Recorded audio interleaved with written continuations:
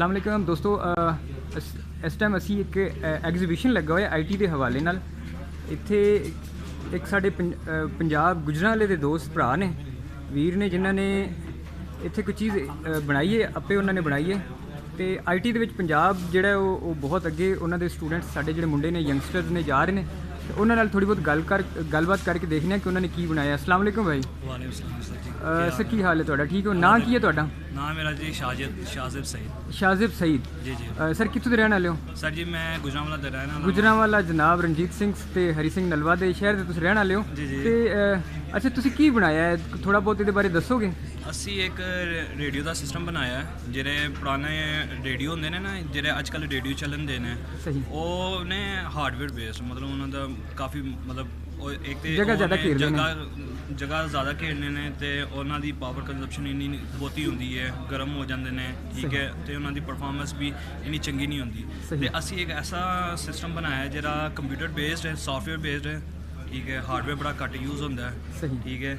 ਤੇ ਜਸਟ ਇਹ ਵੇਖੋ ਤੁਸੀਂ, ਇਹ ਸਾਡਾ ਇੱਕ ਐਂਟੀਨਾ ਤੋਂ ਉਹ ਸਿਗਨਲ ਲਏਗਾ, ਤੇ ਇੱਥੇ ਇੱਕ ਛੋਟਾ ਸਾ ਪ੍ਰੋਸੈਸ ਹੋਏਗਾ, ਠੀਕ ਹੈ, ਜਿਹੜਾ ਸਾਰਾ ਐਂਟੀਨੇ ਦਾ ਸਿਗਨਲ ਉਹਨੂੰ ਇਲੈਕਟ੍ਰੀਕਲ ਮੈਂ ਸਿਗਨਲ ਮੈਂ ਚੇਂਜ ਕਰ ਦਿੰਦਾ ਹੈ, ਤੇ ਫਿਰ ਸਾਡੇ ਪ੍ਰੋਸੈਸਿੰਗ ਸਿਸਟਮ ਵਿੱਚ ਟੁੱਟ ਜਾਂਦਾ ਹੈ। ਤੇ ਸਰ ਸਾਡੀ ਜਿੰਨੀ ਵੀ ਐਪਲੀਕੇਸ਼ਨ ਹੈ ਨਾ, ਤੁਸੀਂ FM ਚਲਾਉਣਾ ਤੁਸੀਂ FM ਚਲਾ ਲਓ, ਤੁਸੀਂ ਡਿਸ਼ TV ਚਲਾਉਣਾ ਤੁਸੀਂ ਡਿਸ਼ TV ਚਲਾ ਲਓ, ਤੁਸੀਂ YouTube 'ਤੇ ਕੋਈ ਚੀਜ਼ ਸੈਂਡ ਕਰਨੀ ਹੈ ਉਹ ਕਰ ਦਿਓ, ਜਾਂ ਤੁਸੀਂ ਆਪਸ ਵਿੱਚ ਫੋਨ 'ਚ ਗੱਲ ਕਰਨੀ ਹੈ, ਜਾਂ ਮੈਂ ਤੁਸਾਂ ਇੱਕ ਗੱਲ ਕਰਨੀ ਹੈ ਤੇ ਰਿਸੀਵਰ ਤੇ ਟਰਾਂਸਮੀਟਰ ਬਣਾ ਲਓ।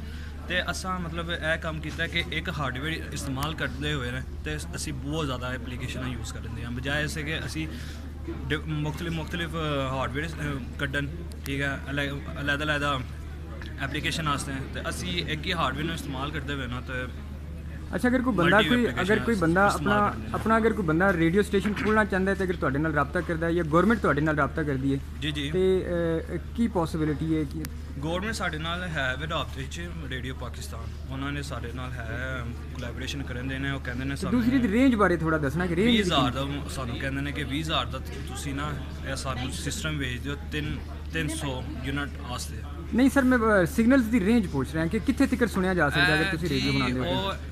ਉਹ ਇੱਕ ਸ਼ੈ ਹੁੰਦੀ ਹੈ ਪਾਵਰ ਐਂਪਲੀਫਾਇਰ, ਉਹਨੂੰ ਇਸਤੇਮਾਲ ਕਰਦੇ ਹੋਏ ਨਾ ਉਹ ਤੁਸੀਂ ਜਿੱਥੇ ਮਰਜ਼ੀ ਉਹਨਾਂ ਨੂੰ ਟਰਾਂਸਮਿਟ ਕਰਦੇ ਹੋ। ਤੇ ਇਹ FM ਰੇਡੀਓ ਵਾਸਤੇ ਉਹ ਸਾਨੂੰ ਕਹਿੰਦੇ ਪਏ ਨੇ, ਤੇ ਪਾਵਰ ਐਂਪਲੀਫਾਇਰ ਉਹ ਕੰਮ ਹੈ ਉਹਨਾਂ ਦਾ। ਅਸਾਂ ਬਸ ਇੱਕ ਡਿਵਾਈਸ ਬਣਾਉਣੀ ਹੈ ਜਿਹੜਾ ਉਸ ਬੜਾ ਇੱਕ ਕੰਟੇਨਰ ਜਿੰਨਾ ਇੱਕ ਟਰਾਂਸਮੀਟਰ ਹੁੰਦਾ, ਜਿਹਨੂੰ ਖਤਮ ਕਰਕੇ ਅਸੀਂ ਇਹ ਡੱਬਾ ਜਿਹਾ ਬਣਾ ਦਿੱਤਾ।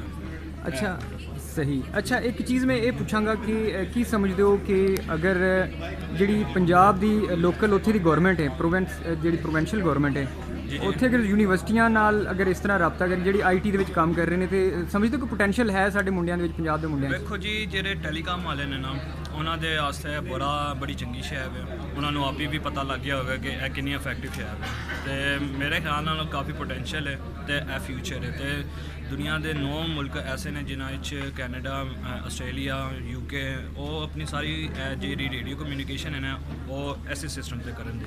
ਫਿਊਚਰ ਕੀ ਦੇਖਦੇ ਹੋ ਇਹਦਾ? ਫਿਊਚਰ ਅਸੀਂ ਦੇਖਦੇ ਕਿ ਮੈਂ ਚਾਹੁੰਦਾ ਕਿ ਪਾਕਿਸਤਾਨ ਵਿੱਚ ਵੀ ਇਹ ਸ਼ੈ ਆਵੇ, ਠੀਕ ਹੈ। ਲੋ ਪਾਵਰ ਕੰਜ਼ੰਪਸ਼ਨ ਹੈ, ਇੰਨੀ ਪਾਵਰ ਵੀ ਨਹੀਂ ਇਸਤੇਮਾਲ ਹੁੰਦੀ, ਇੰਨੀ ਬਿਜਲੀ ਵੀ ਨਹੀਂ ਇਸਤੇਮਾਲ ਨਹੀਂ ਹੁੰਦੀ, ਤੁਸੀਂ ਛੋਟੀ ਜਿਹੀ ਬੈਟਰੀ ਲਾ ਕੇ ਨੂੰ ਚਲਾ ਦਿਓ, ਕੋਈ ਮਸਲਾ ਨਹੀਂ, ਤੁਹਾਡਾ ਸਟੇਸ਼ਨ ਚਲਾਵੇਗਾ। ਨਵੀਂ ਨਸਲ ਲਈ ਕੋਈ ਮੈਸੇਜ, ਕੋਈ ਪੈਗਾਮ? ਨਵੀਂ ਨਸਲ ਵਾਸਤੇ ਮੈਸੇਜ ਇਹ ਹੈ ਕਿ ਤੁਸੀਂ ਮੁਲਕ ਵਾਸਤੇ ਕੁਝ ਕਰੋ, ਪੜ੍ਹੋ, ਠੀਕ ਹੈ, ਨਵੀਂ ਸ਼ੈਵਾਂ ਬਣਾਵੋ, ਆਪਣਾ ਤੁਸੀਂ ਸਰਮਾਇਆ ਜਿਹੜਾ ਉਹਨਾਂ ਨੂੰ ਇਸਤੇਮਾਲ ਕਰੋ, ਅਤੇ ਦੁਨੀਆ ਦੇ ਮੁਕਾਬਲੇ 'ਚ ਆਓ, ਤੁਸੀਂ ਯੂਰਪ ਵਾਲੇ ਉਹਨਾਂ ਦੇ, ਬਾਕੀ ਇੰਡੀਆ ਦੇ ਮੁਕਾਬਲੇ 'ਚ ਆਓ, ਤੁਸੀਂ ਆਪਣਾ ਨਾਮ ਪੈਦਾ ਕਰੋ। ਬਹੁਤ ਮਿਹਰਬਾਨੀ।